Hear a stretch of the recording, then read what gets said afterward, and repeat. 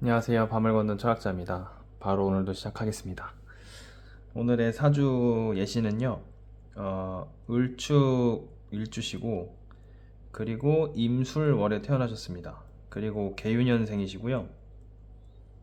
그리고 갑신 시에 태어나셨습니다. 네. 여기 좀 이게 붙은데 이런 사주가 있는데 지금 이분이 무오대운이시고요. 네. 여기 보시면은 일단 을목일간이죠. 자, 을목. 어제 제가 저번에 올린 영상에 간목과 을목은 완전 다른 거죠. 저희가 이제 오행으로 사주를 접근할 게 아니라 사주라는 거는 이제 천간과 지지라는 이렇게 간지로 되어 있기 때문에 단순히 이 8글자를 전부 다 오행으로 해석을 하게 되면 오류가 생길 수밖에 없는 거죠. 간목과 을목은 이제 적천수나 이제 자평진전에서 그런 고서들에서도 말을 하죠. 음양 순역설이라고 해서 음과 양은 반대 방향으로 운동을 한다. 이거에 대한 이론의 여지가 없다. 이렇게까지 말을 하고 음생양사, 음이 생하고 생하는 곳에서 양이 상한다. 그러니까 이걸 바꿔 말하면 음이 강해지면 양이 약해지고 양이 강해지면 음이 약해진다는, 그러니까 결국에는 두 개 다 음과 양은 대등한 운동을 한다는 거죠. 반대 방향으로. 그러니까 갑목과 을목은 오행은 같지만 음양이 다르잖아요. 그러니까 갑은 양의 운동을 하고 을목은 이제 음의 운동을 하는 거죠. 그리고 사주를 해석할 때는 사주라는 거는 간지로 되어 있기 때문에 천간과 지지, 그러니까 12운성으로 사주를 해석을 해야 맞는 거죠. 이게 천간과 천간끼리의 관계를 이제 십간론이라고 하고 지지와 지지끼리의 관계를 이제 십이신살이나 형충파의 회합 뭐 이런 공망을 보는 거죠. 그리고 천간과 지지와의 관계를 십이운성이라고 한단 말이에요. 천간에 있는 글자가 지금 이제 지지라는 사계절에 각각 어떤 상태와 위치에 있는지를 보는 거죠. 그러니까 사주를 해석할 땐 그렇게 해석을 해야 간목과 을목을 구별을 하고 임수와 계수를 명확하게 구별할 수 있단 말이에요. 자, 보시면은 이 술월생이잖아요. 그러니까 술월 그러면은 어떻게 사계절에 순환을 하냐, 이 을목이 이 지지를 어떻게 해석을 할 거냐. 신유술이라는 건 가을이죠. 그러니까 여기 있잖아요, 여기 쓰니까 술토가 요 정도 있을 거 아니에요. 이게 환절기잖아요, 술토가. 그 을목은 간목과 정반대 방향의 운동을 하죠. 그쵸? 그러니까 을목이 간목과 반대 방향의 운동을 하니까, 자, 간목은 기존의 12운성에서 이 유금에서 태란 말이에요. 그러니까 간목은 이렇게 운동을 해서 이 묘목에서 제왕이 되잖아요. 절정을 이룬단 말이에요. 그러면은 음과 양은 반대로 운동을 한다는 음양 순역설 그리고 음생 양사에 따라서 여기에 묘목이 있으면은 이제 묘목에서 그럼 을목은 태어나야 된단 말이에요. 둘은 반대 방향으로 음과 양을 대등하게 운동을 하니까 이 지축의 기울기를 가지고, 그러니까 을목이 이렇게 운동을 한단 말이에요. 그럼 을목은 반대로 이 유금에서 매우 약한 간목과 반대로 여기서 절정을 이루어야 된단 말이에요. 그러니까 여기서 제왕이 되는 게 맞단 말이에요, 이게. 그럼 둘은 완전 반대 방향을 하는 거죠, 이 지축의 기울기를 가지고. 그러니까 요게 12운성으로 보면 그럼 쇠가 되는 거죠, 쇠. 그러니까 록, 왕, 쇠니까. 그러면은 이 을목이 쇠 중에 이 축은 뭐가 되죠? 축은? 묘가 되죠, 묘. 왜냐하면 이 간목이 이 사오미라는 계절에서 병사묘죠. 그러면은 병사묘의 반대에 있는 거는 생육대가 되잖아요. 그러니까 간목이 여름에서 사오미에서 병사묘가 되면은 을목은 생육대가 되겠죠. 겨울에서. 이제 여름에서. 그러면 여름에 반대에 있는 겨울에서 이 해자축에서 을목은 반대로 병사묘가 되고 간목은 이제 생욕대가 되는 거겠죠. 그러니까 요거를 이제 그릇의 크기가, 일간의 그릇의 크기가 쇠 중에 묘가 되는 거죠. 자, 쇠 중에 묘. 그러니까 이런 절태양이나 이런 이제 병사묘의 계절, 여기에 있으면은 육체나 그런 몸을 격하게 쓰는 그런 활동은 맞지 않겠죠. 이 절태양과 병사묘라는 거는 잠을 자고 휴식을 취하고 여행을 가고 나를 찾는 사람들이 없는 거란 말이에요. 그러니까 어떻게 보면은 여유가 있는 거죠, 좋게 말하면. 그러니까 이 을목이 특히나 이런 음간인데 이런 절대함과 병사묘의 위치에 있는데 이런 육체를 쓴다거나 힘든 그런 격한 일을 하면 좋지 않겠죠. 그러니까 정신이나 두뇌 이런 밖에서 일하는 것보다 실내에서 일을 해야 된단 말이에요. 이 을목이 그런 그릇의 크기를 가지고 있는 거죠. 그러니까 그릇의 크기가 또 크다고 막 좋다고 생각하면 안 되고 뭐 그릇의 크기가 그럼 작으면 안 좋냐 이것도 아니죠. 그냥 그 사람의 그릇의 크기에 맞는 그릇의 크기와 종류에 맞는 그 사람만의 삶의 방식이 있다는 거예요. 그 사주 원국이라는 거, 그러니까 체라는 것은 그 사람의 그릇의 크기와 종류를 확인하는 거란 말이에요. 그런데 이제 옛날 고서들을 보면은 대운과 세운은 이제 용이죠. 저번에도 말씀을 드렸지만 체라는 거는 만약에 건물이 있으면 건물이 체죠. 근데 건물의 용도가 이제 용이 되는 거죠. 그러니까 사주 원국, 사주 팔자, 원국 자체를 체라고 하고 그 대운과 세운을 용이라고 하는 거죠. 그러니까 이런 체를 먼저 파악을 해야 그 그릇의 크기와 종류에 맞게 그 분수에 맞게 이 대운을 따른다. 대운과 세운을 따르야 되니까 이거를 일단 파악을 하는 게 어느 정도 중요하겠죠. 그리고 천간에 이런 정인과 이런 편인이 있으니까 뭔가를 받아들이는 거, 남의 의견을 수용하고 그런 좀 이해를 하고 그리고 남이 시키면 시키는 대로 이런 인성과 관성은 나를 누군가가 생하고 나를 누군가가 극하는 거죠. 그러니까 그런 수동적인 성향의 글자란 말이에요. 내가 하고 싶어서 하는 게 아니고 내가 뭔가를 나의 의지와 나의 능동성이 아니란 말이에요. 그러니까 그런 기질이 있고 이런 간목도 있으니까 간목은 겁재죠 이분한테. 그러니까 뭐 승부욕이나 지고 싶지 않은 마음, 뭐 질투심도 될 수 있고 그런 게 엄청 강하겠죠 천간에서는. 근데 지지를 보세요. 이런 술월생인데 옆에 뭐 신금도 있고 여기 유금도 있고. 그러니까 이 사람은 지지에 그런 가을의 기운이 강하잖아요. 가을. 이런 신유술에서 가장 강한 글자는 경금이죠, 경금. 그러니까 이 사람은 지지에서 이 지지는 이제 지지 월지는 적성이죠, 적성. 이런 경금을 잘 쓰는 거예요, 경금. 경금과 을목. 을목은 이제 비견이 되고 이 경금은 정관이 되죠, 이분 입장에서. 그러니까 법과 질서를 잘 지키고 사회적 규범을 잘 지키고 누군가 시키면 시키는 대로 그런 일을 되게 잘하는 거란 말이에요. 그런 거에 대한 적성이 있는 거죠. 근데 항상 글자의 해석에는 양면성이 있는 거죠. 이런 거를 잘 지키는 반대편에는 융통성이 없다가 항상 따라다니는 거예요. 그래서 어떤 사람이 관이 강하면 법과 질서를 잘 지키고 뭐 관운이 좋다고 하지만 결국에는 융통성이 없고 그런 식으로 이제 해석이 되는 거죠. 그런데 이제 조금 더 깊이 들어가면 이 천간을 보면은 이런 수가 있잖아요. 임수랑 개수가. 임성으로 쓰니까 이 사람을 만난 지 얼마 안 됐고 처음 아는 사람들은 뭔가 남의 말을 잘 듣고 남의 말을 잘 따를 것 같고 그러지만 이 지지를 보세요. 이 관이 엄청 정관, 이 경금이 엄청나게 강하단 말이에요. 지지에서는. 그러니까 지지, 자기 실제 모습인 거죠. 실제로는 남이 뭐라고 하든 자기만의 규칙과 자기만의 룰이 있는 사람이란 말이에요. 그러니까 엄청나게 고집이 세겠죠. 이런 비견도 강하니까 이 월지에서. 그리고 쇠잖아요, 쇠. 이 로광새, 이 을목이 어쨌든 유금에서 이 신유술에서 로광새가 되죠. 근데 쇠지만 쇠라는 거는 이제 환절기죠. 굳이 따지면.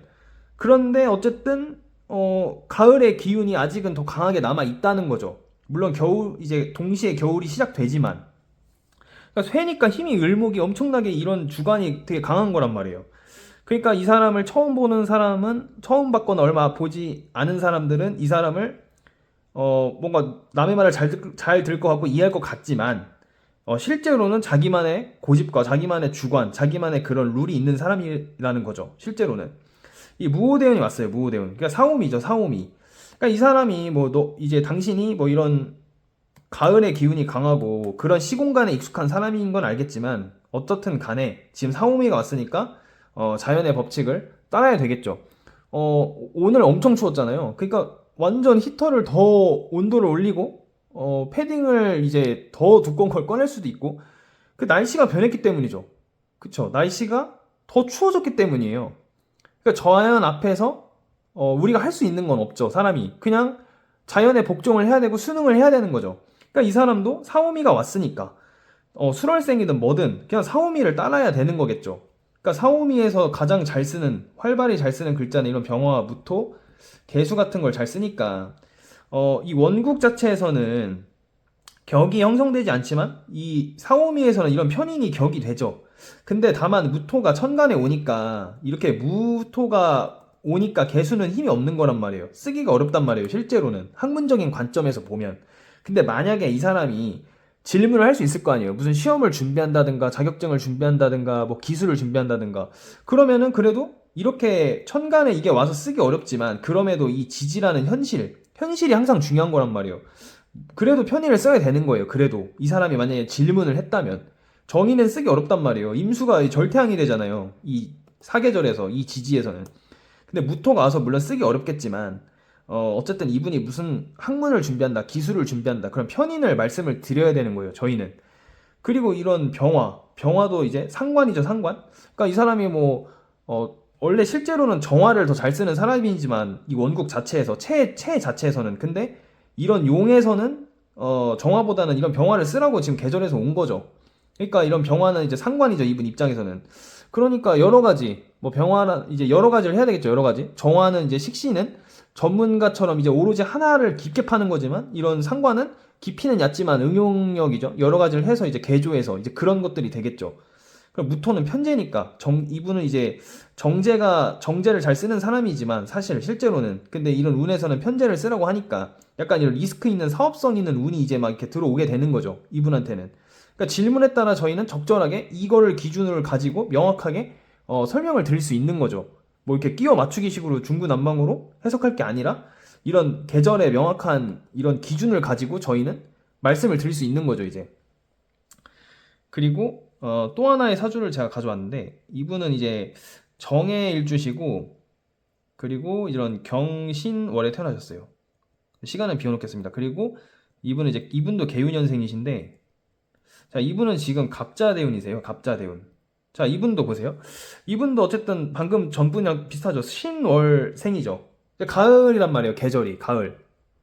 그러니까 이런 사계절의 순환이 그러면은 정화일간이잖아요. 정화일간. 자, 정화는 병화와 반대로 운동을 한단 말이에요. 반대로. 그러니까 병화는 사오미에서 오화에서 정점을 이루죠. 그래서 기존의 병화가 오화에서 제왕이잖아요. 그리고 이 자수에서 태죠. 태. 병화가. 이 오화에서 제왕이고 병화가. 그러니까 병화는 이 태에서 태어나서 이렇게 운동을 하고 그럼 병화가 이렇게 운동을 하니까 정화는 반대로 오화에서 태어나서 이 자수에서 한낮에 밤이 뜨죠. 한밤에 제가 거꾸로 말했죠. 한밤에 달이 뜨죠.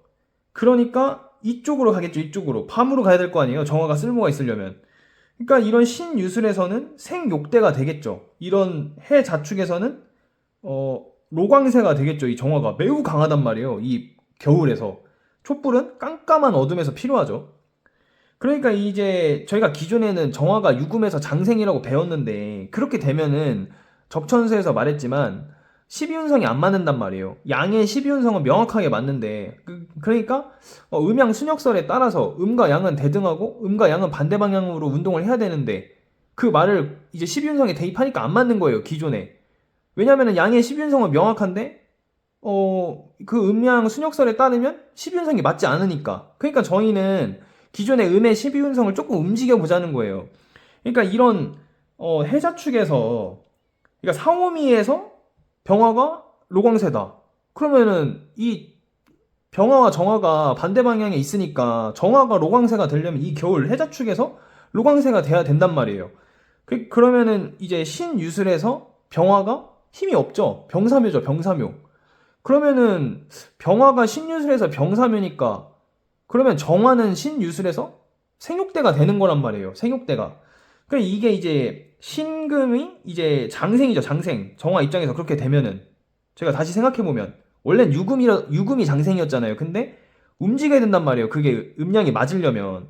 그러면 신금에서 장생 중에 이게 걸록이죠. 걸록.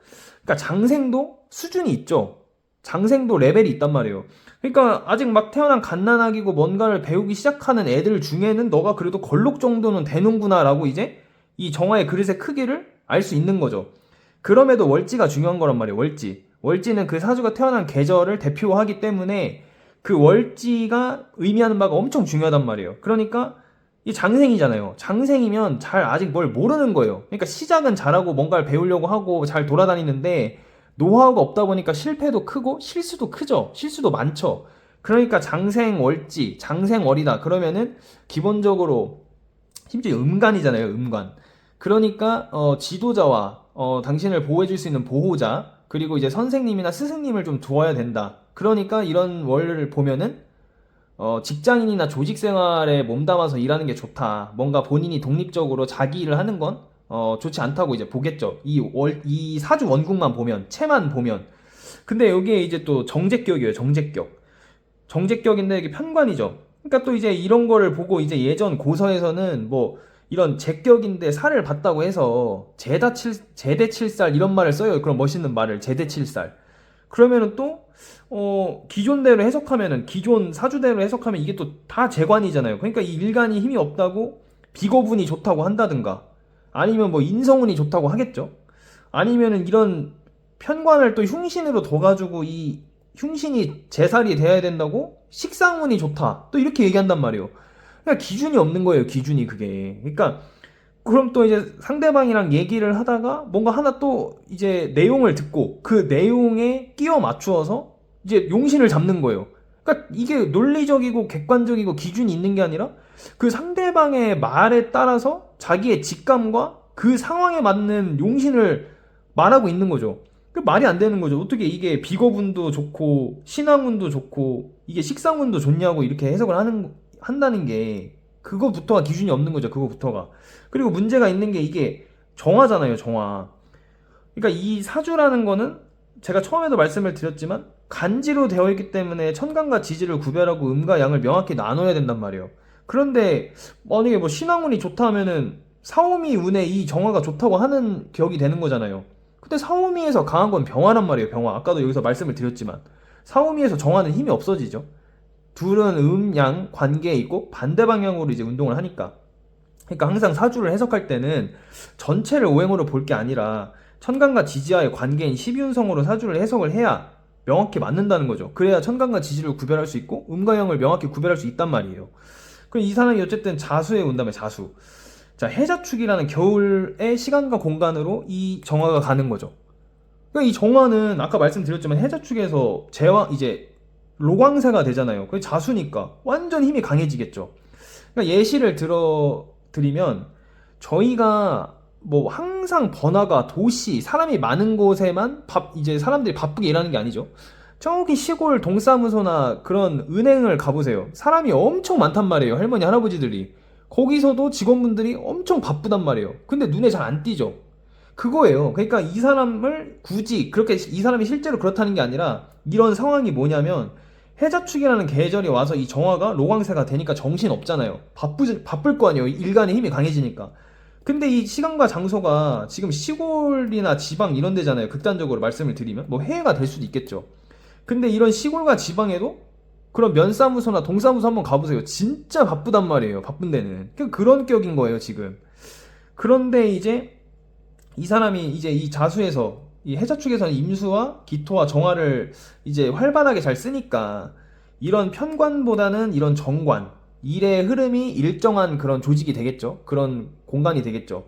그리고 이런 정화, 비견, 자기의 주관, 뭐 자기랑 같은 뭐 동료가 될 수도 있고 이런 기토는 식신이죠, 식신. 그러니까 이 사람이 어떤 업무를 맡는다. 그러면은 오로지 하나, 뭐 회계면 회계, 뭐 마케팅이면 마케팅, 뭐 인사면 인사 이게 맞겠죠. 이 사람이 뭐 멀티로 인사도 했다, 회계도 했다, 마케팅도 했다 이거는 맞지 않는 거죠. 그러니까 이 기준을 가지고 저희는 변화하는 이 해자축이라는 대운과 세운, 세운은 또 사오미죠, 사오미.